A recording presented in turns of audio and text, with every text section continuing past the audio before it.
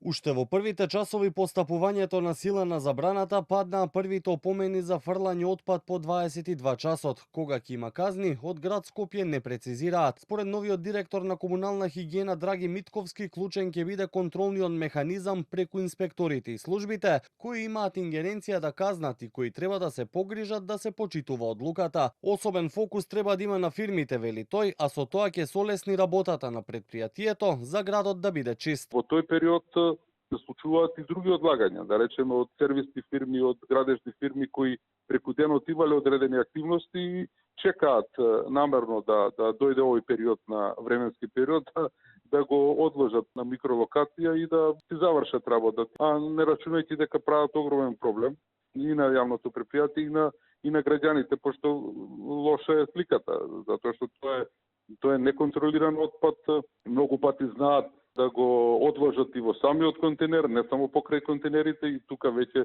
доаѓаме у ситуации кај што навистина ни представува проблем. Што се однесува на дилемата за угостителите, Митковски вели дека тие ќе добијат посебни контейнери во кои ќе можат да го исфрлаат отпадот по 22 часот, а за нив ќе плаќаат надоместок, па во координација со службите отпадот ќе се празни.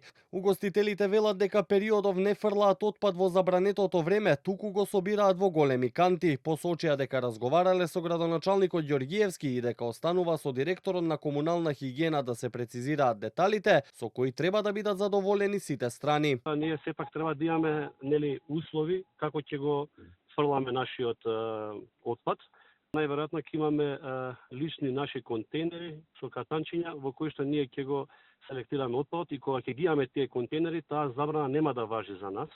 Односно ќе можеме и во 12:30 кога ќе завршиме за викенди да си го фрлиме отпадот во нашиот контейнер. Како гостители едногласни дека сме сложни да ја почитуваме одлуката, ќе го чуваме отпадот во нашите објекти во одредени поголеми канти, кои што ќе ги исфрламе наредниот ден кога ќе престане да важи забраната. И очекуваме во најскоро да го решиме трајно овој проблем. Што се однесува до локациите каде има позбиени угостителски објекти и инфраструктура, како што е на пример во Дебармало, планот е да се постават поголеми контейнери кои заеднички би ги користеле.